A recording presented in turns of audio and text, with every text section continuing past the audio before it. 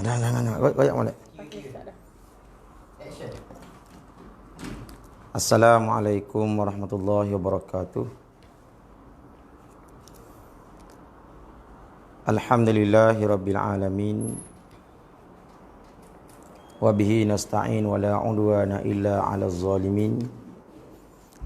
Asyhadu an la ilaha illallah wahdahu la syarikalah. Wa asyhadu anna Muhammadan abduhu wa rasuluh. Arsalahullahu basyiran wa nazira baina yadayis sa'ah fa'addal amanah wa ballaghar risalah wa nasahal ummah wa jahada fi sabilillahi haqqa jihadih. Allahumma salli wa sallim ala sayyidina Muhammad wa ala alihi wa ashabihi wa atba'ihi ila yaumiddin, amma ba'd. Qala Allah ta'ala fi kitabihil aziz ba'da a'udzu billahi minasy syaithanir rajim. Bismillahirrahmanirrahim. Ya ayyuhalladzina amanu taqullaha haqqa tuqatih wa la tamutunna illa wa antum muslimun. Shadaqallahul azim. Firman Allah Ta'ala yang bermaksud, wahai orang yang beriman, bertakwalah kamu kepada Allah dengan sebenar-benar takwa, dan janganlah sekali-kali kamu mati melainkan dalam keadaan Islam. Alhamdulillah, setinggi-tinggi syukur kehadrat Allah Subhanahu wa Ta'ala kerana kita dapat lagi bersiaran langsung pada pertemuan kita setiap hari Khamis, membincangkan tentang hukum-hukum yang menjadi fardu ain ataupun disebut sebagai kewajipan kepada manusia. Bukan kewajipan itu kembali kepada kumpulan, bukan. Tapi kewajipan itu kembali kepada individu itu sendiri. Kalau dia tak tahu, dia tanggung hukum lah. Kalau dia tahu, lalu dia buat sebagaimana yang dia tahu, alhamdulillah dia akan selamat. Tu. Jadi sebagaimana yang sedia kita maklum, sambungan kita ni ambil petik daripada kitab Zainut Talaq, perhiasan bagi penuntut. Kitab ni mempunyai soal jawabnya. Yang sedang kita duduk bincang ini adalah melibatkan dengan hukum-hukum fiqh. Hukum-hukum fiqh.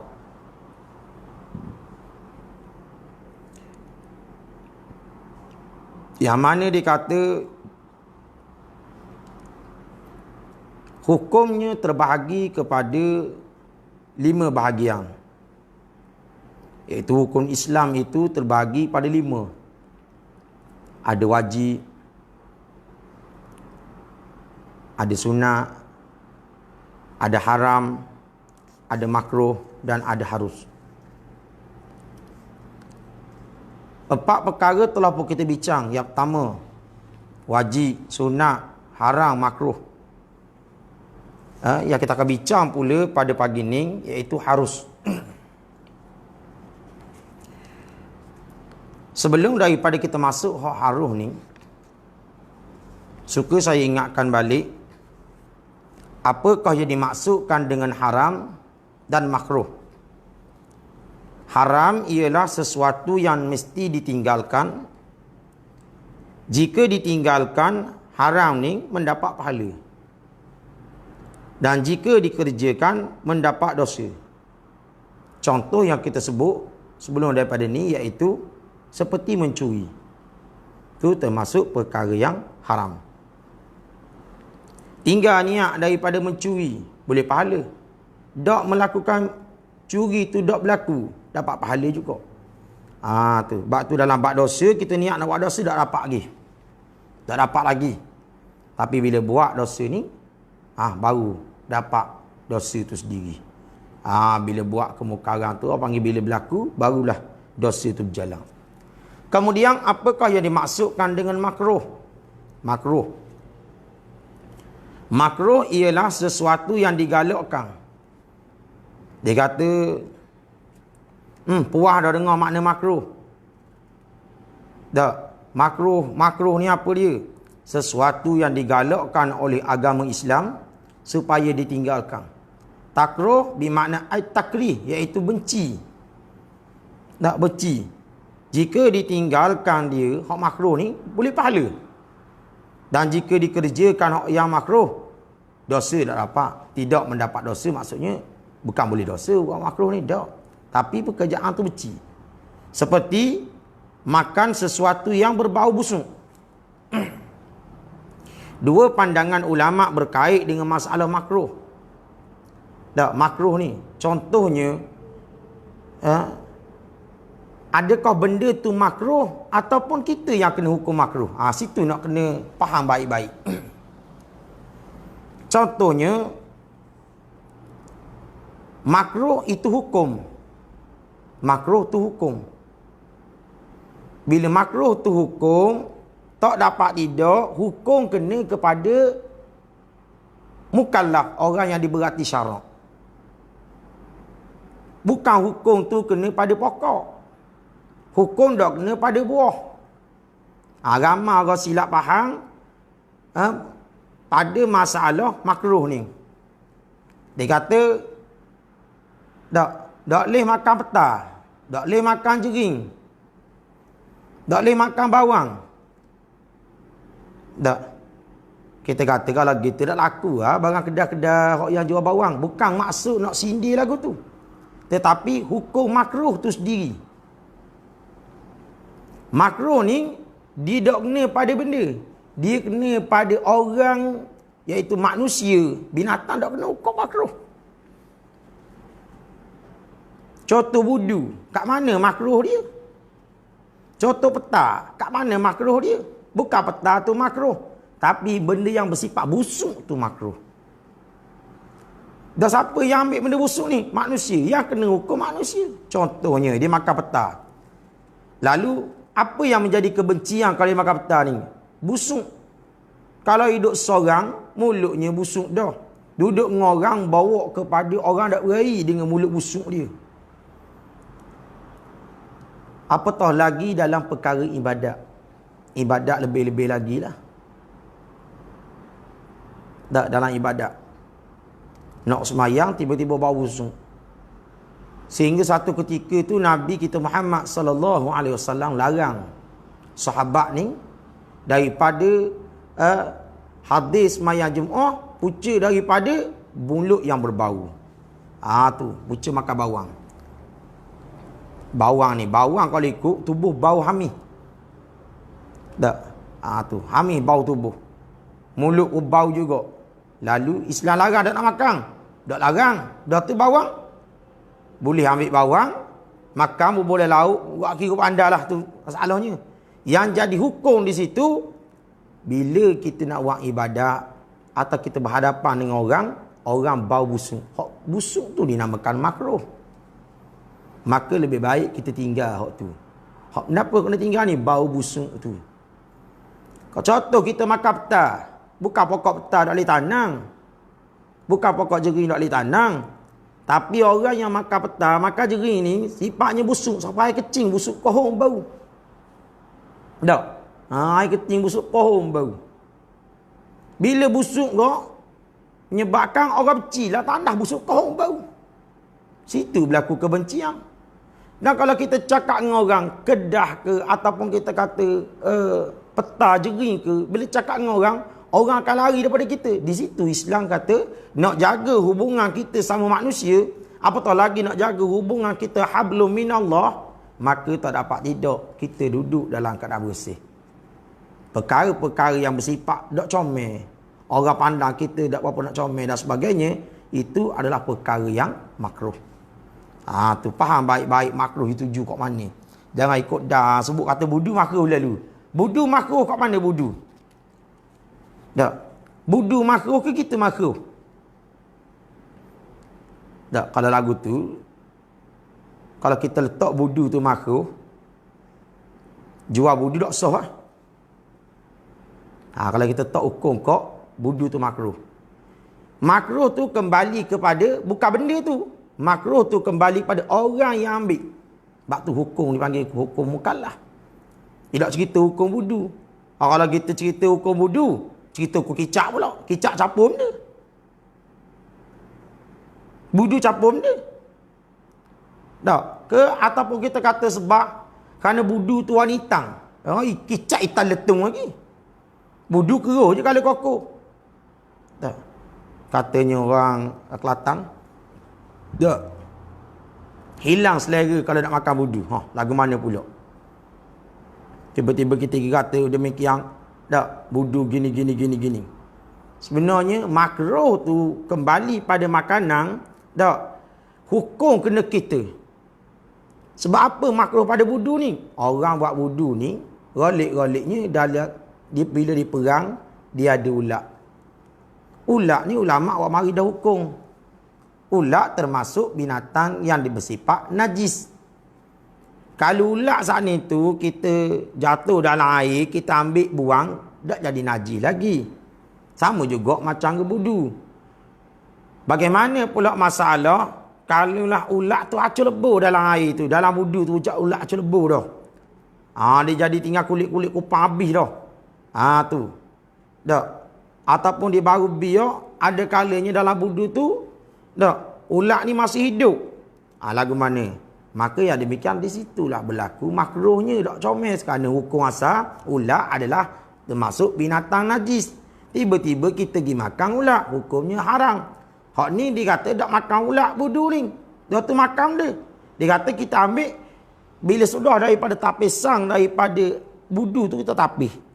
Maka pati lekat. Maka tinggal hak bawah ni. Di situlah berlaku hukumnya. Dipanggil tasbih. Dipanggil ada perkara yang menyerupai situ. Kenapa dia? Tak, macam ke ulat saat ni itulah hukum tu. Dipanggil hukum tasbih. Hukum kembali pada ulat. Jadi, situlah baru berlaku makruh. Kerana perkara tasbih. Sebaik-baiknya, wudu saat ni tu kita tak payah makan. Sama juga peta wudu. Peta jering. Tak. Tak kira peta jeruk ke peta apa ke. Tu. Kita hukum makruh makan sebab apa? Benda tu boleh bawa kepada bau mulut kita.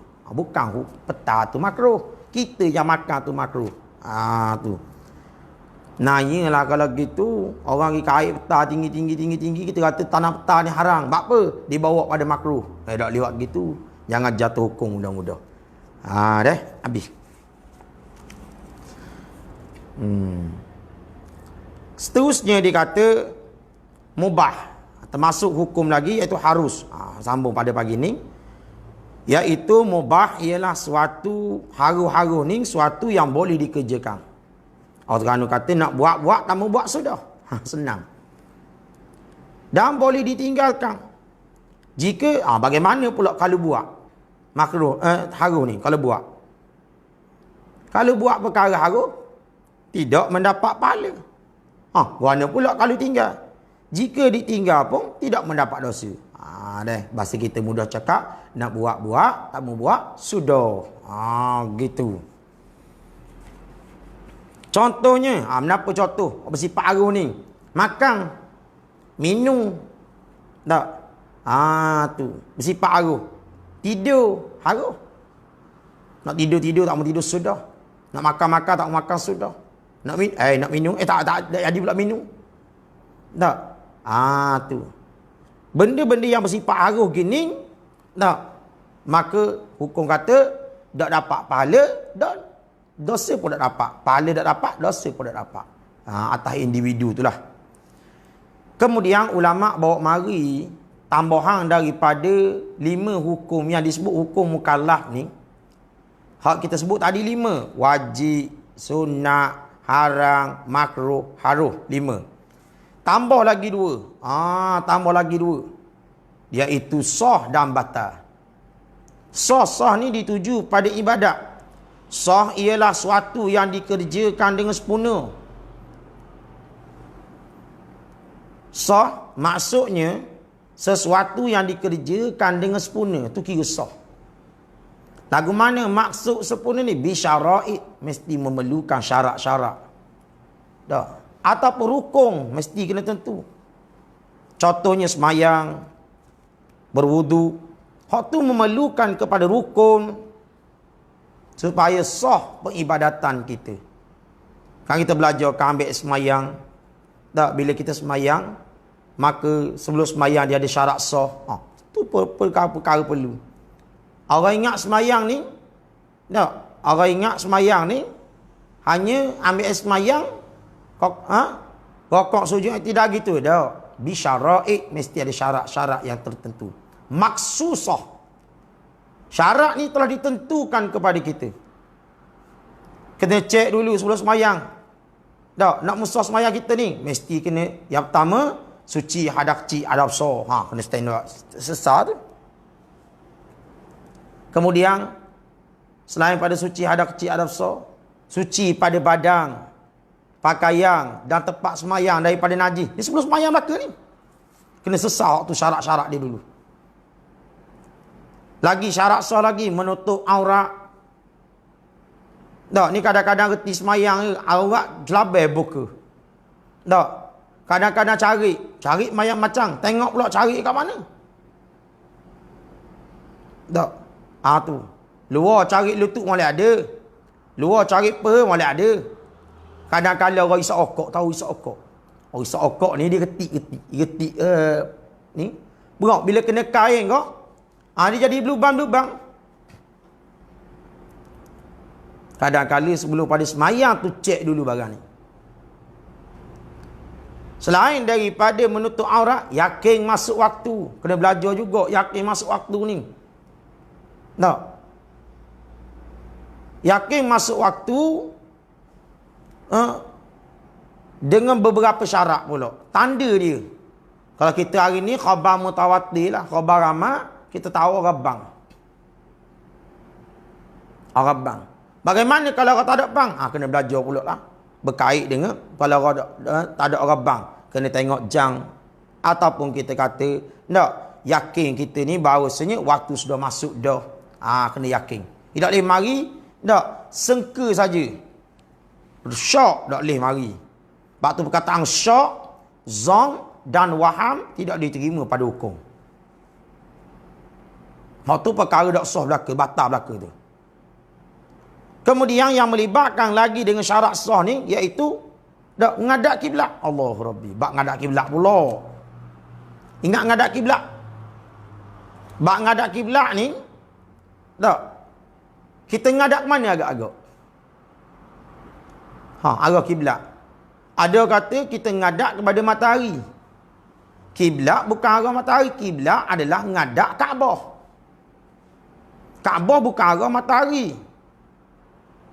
Walaupun ada istawa, ada satu masa tu, tak, kita kata matahari ni dia betul-betul atas, nak panggil, dia betul-betul atas Kaabah. Tu satu masa je, bukan setiap-tiap hari je. Hak tu kita nak tahu arah kiblat betul ke tak. Contohnya dia berlaku pada bulan 7 baru ni. Dan berlaku pada bulan 5 sekali baru ni. Tak? Tu kalau kita tengok dalam takwim lah. Dipanggil matahari betul-betul duduk atas arah Kaabah. Atas Kaabah. Tu pun ramai-ramai orang tak cara. Tak, orang tak cara bahagian itu. Sebab dia tak cara, sebab dia tak tahu benda satu. Tak? Dia tu kenapa tau? Orang tengok pakai kanta, dia tengok pakai apa dia? Dia tengok pakai mata, mana boleh lagu tu. Nak tengok cahaya matahari, mana dang mata kita. Tak? Cuma kita lenggak ke atas matahari tengok kelak-kelak atas kepala ni. Tak? Contohlah pukul 12 tengah hari lagi. Ni pagi ni, mungkin nak boleh tengok lagi tu pun. Tak boleh nak lawan, dah cahaya matahari tak nak pergi. Malaikat kena pakai kanta, sifat gelap dan sebagainya. Kemudian, ngadap kiblat ni adalah arah Kaabah. Tu. Di hari kiamat kelak, apabila sudah dihancurkan dunia ni, maka kiblat kita adalah Arash. Tu di hari kiamat kelak lah.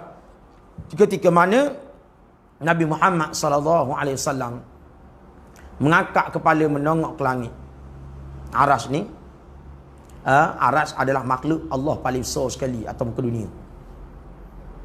Allah Ta'ala jadi, walaupun kita tak tahu sifat rahsia bagi kita, Arash, Allah jadi makhluk paling besar sekali. Makhluk paling besar atas muka dunia ni cari lah apa dia tak ada. Tak. Kita nampak makhluk bumi, langit sebab dia duduk atas. Bumi duduk bawah. Hak lain kecil lah ke manusia paling kecil. Tapi debel bukan main manusia ni. Tak. Tubuh halus. Halus kini. Allah cakap debel sungguh. Tak. Tapi yang besar makhluk Allah Ta'ala adalah arash. Ada malaikat yang Pak orang malaikat ni dia memegang arash pada hari ni. Sebab itu kalau dah orang perempuan dia minta cerai untuk lelaki dia, bang cerahlah serabut perut dah ni, duduk sekali ni, maka bergegarlah arash. Bila arash bergegar, maka dibaca oleh pak malaikat ni suratul Ikhlas. Baca selagi mana arah tu gegar sehingga arah tu berhenti. Lagi sebab arash bergegar. Arah ni kalau jatuh atas muka bumi, hacur lebur pun habis. Kita tak ada tinggal satu pun. Bak makhluk paling besar. Tak. Maka bila mana arah saat ni ada sebab-sebab dia gegar selain daripada perempuan meminta cerai. Yang kedua, sebab-sebab arash jadi bergegar ni kerana adanya orang liwat. Tak, orang liwat. Dia ada bini dah, nikah dah, tetapi dia liwat semacam kat punggung isteri dia. Kat punggung. Ataupun laki-laki sama laki-laki. Baru ni yang berlaku LGBT. Aduh, kepala. LGBT. Tak? Tu. Saya kata rekah tu LGBT ni. Ada gay ada dalam tu. Tak? Tu. Hak hubungan sama jenis laki baik, puan baik. Menyebabkan arash bergegar.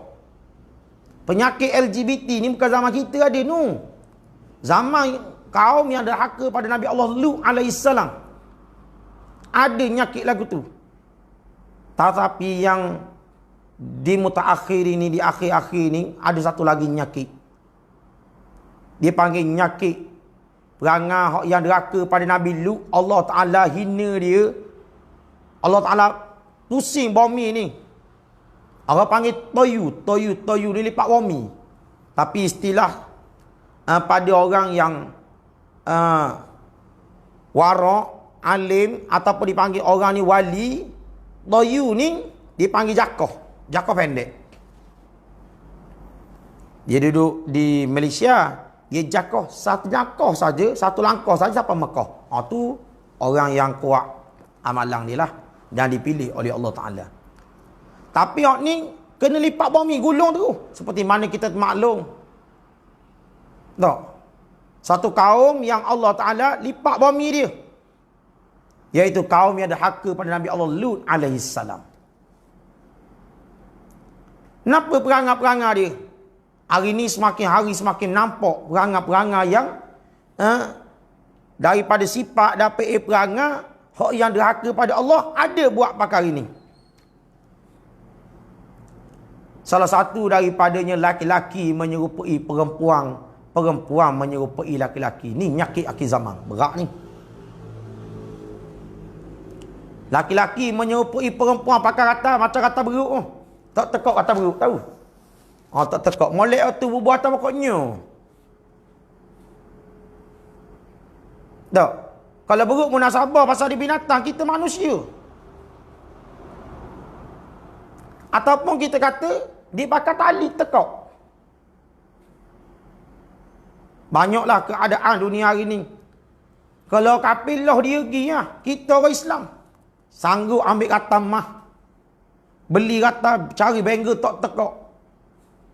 Semua perkara tu adalah perkara ataupun perangai-perangai umat-umat dahulu yang derhaka pada nabi-nabi mereka.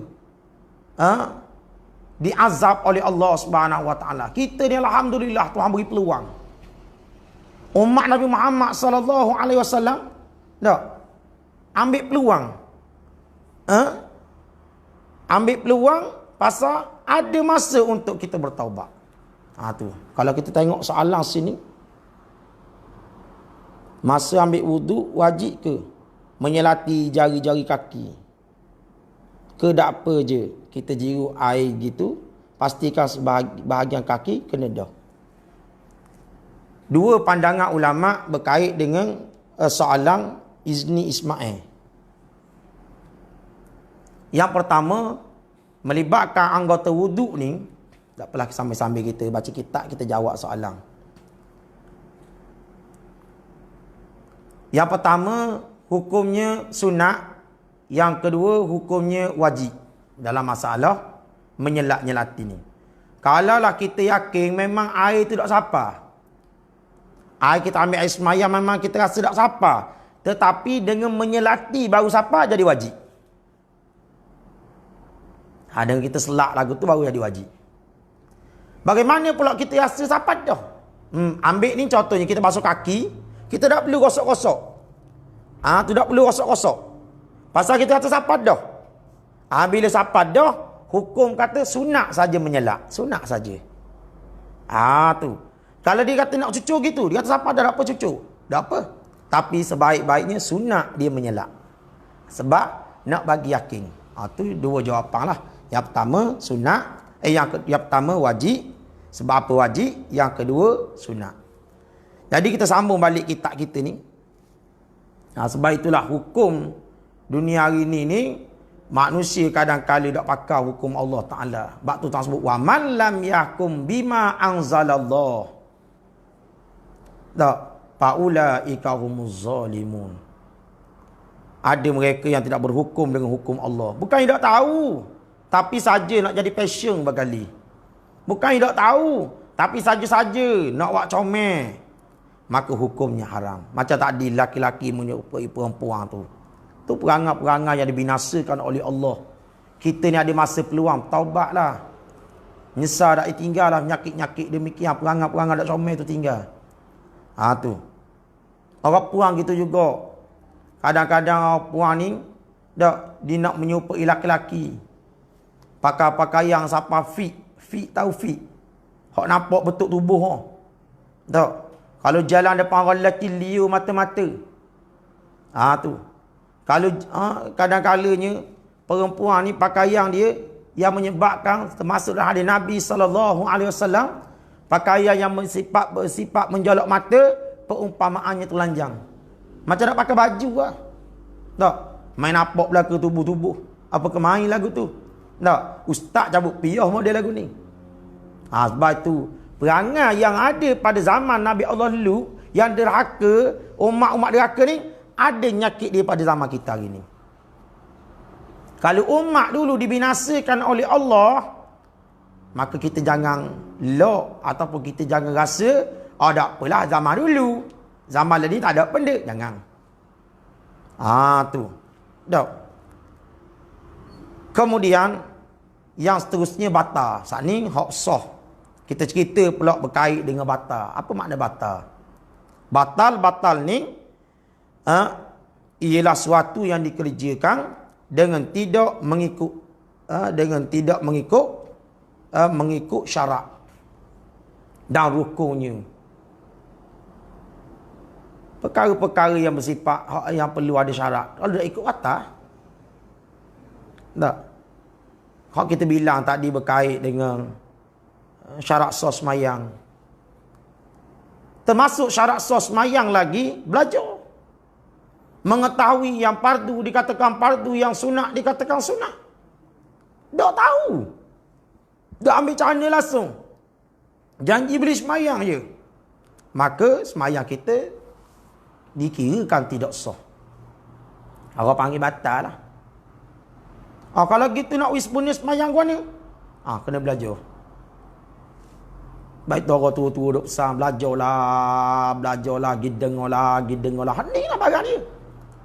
Nak bagi selamat buat ibadat. Ada satu orang ni, bila dihadapkan, ni panggil hikayat cerita. Bila dihadapkan dia di hadapan Allah Ta'ala. Kalau kita tengok kisah ni daripada Abu Darda. Ada seorang manusia ni yang dihadapkan, seorang lelaki dihadap di hadapan Allah Subhanahu Wa Ta'ala. Dia dihadapkan di hadapan Allah, sedangkan dia ni ibadat kebajikan dia bergunung-gunung. Bahawa istilah kita banyak lah. Banyak. Semayangnya banyak. Puasanya banyak. Tak. Tapi di ahli abid. Tahu ahli abid? Kuat ibadat. Belajar tak ambil. Contoh macam dunia hari ni gini contoh. Dia pergi semaya Jumaat. Sudah habis semaya, ya kat pungut tu bawa balik. Orang ngajar sejid surah, antara maghrib dengan isyak, tak duduk. Dia tu sibuk-sibuk. Kalau reti tak apa lah. Kita bimbang takut-takut dia dah benda satu. Dia hanya reti semayang je. Reti mari sejid je. Tapi tak tahu untuk nak buat ibadat secara betul, mana sah dia dan mana batal dia. Sudah semayang kat pungut tembak, kat pungut tembak, kat pungut tembak. Tak. Islam tak larang nak tembak tu. Kalau tak tahu, kena duduk. Baik tu Nabi kata, jadilah kamu penghuni syurga. Siapakah dia penghuni syurga?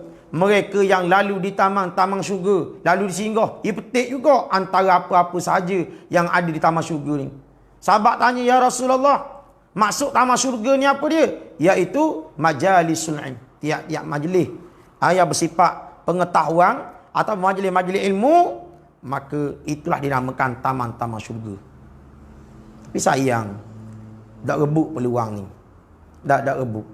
Abang kita sayang orang-orang luar. Tak. Yang kadang-kalanya sombong dia dengan rumah Allah Ta'ala. Masjid dikunjung waktu tertentu saja, hari Jumaat kadang-kadang mari. Sayang dia. Sayang ngomong. Dia ingat lepas pada mati tak dikira berkali. Ada seorang ni, Allah Ta'ala cerita dalam Quran. Ni perangai makhluk. Nama manusia. Bila mana dihadapkan di hadapan Allah Ta'ala, lalu mereka berkata, fa'as-saddaqa wa akum minas solihin. Alangkah baiknya Allah, walan yuakhirallahu nafsa. Minta dengan Tuhan supaya ditakhirkan akan mati saat ni.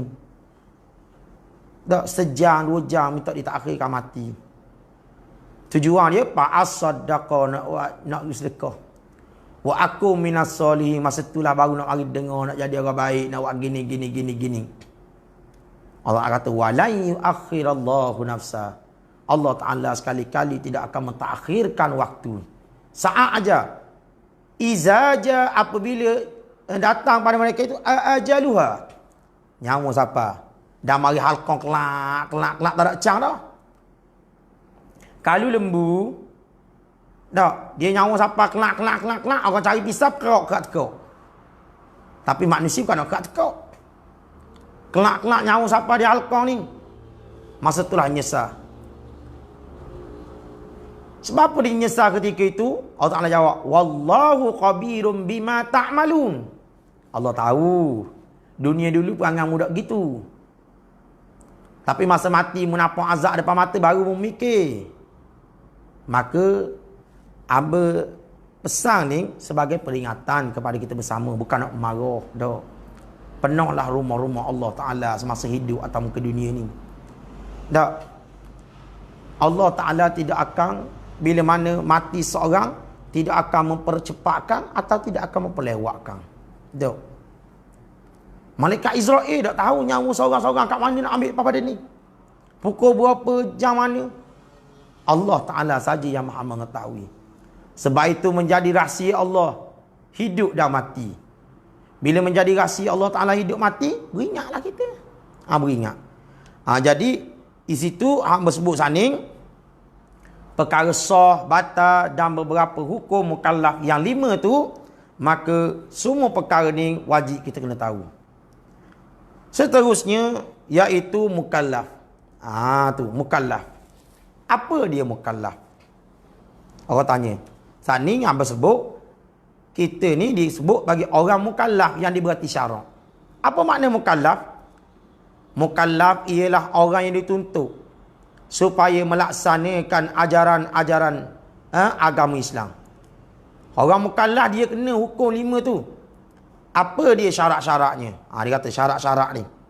Syarat-syaratnya, syarat mukallaf yang ada 3 je. Yang pertama, siapa umur, dipanggil baligh. Kanak-kanak tidak mukallaf lagi. Dah kita ni umur berapa kita ni? Tak. 65, 94 tak balik lagi. Lebih-lebih lah tu. Dan berakal. Tak. Berakal ni maknanya siomang daripada gila yang berterusan. Kalau main mabuk jarang-jarang, mabuk, pitang, ataupun dikata gila hak jarang-jarang berlaku tu, orang panggil apa dia? Macam kena sawang gitulah. Maka yang demikian, tak. Hak tu dipanggil berakal. Masa tengah-tengah hak sawang tu apa hukum nak berlaku lah. Sekejap kali lepas tu dia normal, molek mula. Yang berkait dengan berakal ni iaitu ketika mana orang daripada awal dah hilang terus akal dia. Tak. Tu cakap ngaruk. Bagaimana pula dengan masalah histeria? Histeria ni teka-teka je mari, masa tu hilang akal sekejap, lepas tu normal pula. Tu. Kemudian yang ketiga dikata sampai seruan Islam kepadanya. Baik itu kita kena ingat, kita ni siapa seru belaka dah. Masjid surah kiri kanan. Kita kena hukum. Kalau kita wadah layang. Tak, siapa seru. Kalau kita jadi masyarakat orang asli, mana sabar lah. Orang asli dulu tak apa. Orang asli duduk dalam pendalaman. Tak. Perangai orang asli ni, dia tak ada agama masa tu. Tak apa. Learning masuk dah agama ke dia. Ada masjid surah dah tempat-tempat dia pun. Tak, kita ingat seorang ustaz ni ada cerita berkait dengan perihal orang asli. Tak. Maka bila belana nak ajak dia mari dengar, nak ajak dia belajar, nak suruh, nak beritahu ke dia ni, kena beri upah dulu. Kena beri upah. Tu. Masuk kena beri upah ni, mana nak makan, tak. Nak ajak mari dengar, kena jamu dulu. Kena beri cekelak dulu. Kalau bos-bos besar kena beri rokok. Siapa tahap gitulah. Tu jabat agama mereka awal dulu. Tak? Tu. Tu yang berlaku di negeri Terengganu, iaitu di Air Putih no, zaman orang asli dulu ada berlaku situ. Masyarakat asli ni pun dah lama jauh. Islam tak sampai dalam tu mereka awal. Lalu marilah pejabat agama. Tak? Pegawai-pegawai agama mari dakwah dia. Nak dakwah dia kata Allah rohok ni. Arwah dah ustaz tu. Dia kata rohok bukan main, bukan macam hari ni royak sejik je, mari beru. Dak buat ini semua je. Dak, laung kau spekar tu, maka orang akan mari. Royak di Facebook, siaran giam-giam orang akan tengok. Tapi melibatkan dengan perkara demikian, zaman dulu payah. Sehingga masuk pedalaman. Kalau masuk pakai nyamuk, dak dibawa kenderaan sendiri, bawa nyamuk macam ustaz-ustaz, gawar-gawar ni nyamuk pakai biasa. Bos-bos dia tak keluar. Tapi bila bawa pakai yang jabatan, dak pegawai-pegawai ni menyebabkan orang asli jatuh hormat. Hormat ni pun nak panggil orang kampung ni kena bawa okok juga dia kata. Kadang-kadang nak masuk dalam kena bawa okok sekatong. Orang dulu. Ada bukannya orang dulu, dak perangai orang dulu biarlah. Jangan kita orang hari nak diri macam orang dulu juga. Tak? Nak mari sejid surah kena ada upah dulu. Kalau dak kena makan, kalau dak kena tahlil, kalau dak kena sembahyang hajat, dak mari. Berat gitu. Ada kala perangai-perangai dulu ni ada orang ikut lagi. Kerana kepentingan diri. Nak buat program. Ada kala nak ajak orang mari makan, kenduri, bergiang-giang. Baru dak nampak mata hidung. Jangan buat gitu. Allah Ta'ala hina hidup kita buat kerjaan. Dipanggil bertopengkan agama dengan kemauan kita, jangan. Jadi itu pesanan saya lah kepada diri saya sendiri dan juga kepada penonton-penonton yang mendengar sekalian. Tu akan datang kita bincang pula. Tak. Makna kepada balik, makna kepada berakal, makna kepada sampai seruan disebut sesa tu. Tu lepas pada ni insya-Allah. Wallahu taala alam. Sekadar itulah dulu dak perbincangan kita pada pagi ni ataupun sebut kuliah online. Sekiranya ada terkasar bahasa, dak terasalah apa-apa yang disebut, saya minta maaf banyak. Dak tu manusia tak lari daripada salah silap anil khata' wan nisyan, lupa lala di hukmu. Tu. Atau minta maaf banyak Mudah-mudahan kita bertemu balik di sesi yang akan datang. Ada, iaitu pada minggu akan datang. Jatuh pada hari Khamis, hari yang sama. Masa yang sama. Jadi terima kasih kepada semua yang menonton. Terima kasih kepada yang bertanya. Mudah-mudahan Allah Ta'ala beri kepada kita pengetahuan lipat ganda amalan kita, insya-Allah, di dunia dan menjadi bekalan di hari akhirat kelak. Yang baik daripada Allah, segala kelemahan dan ketaifan di saya sendiri, saya sudahi dengan Assalamualaikum warahmatullahi wabarakatuh.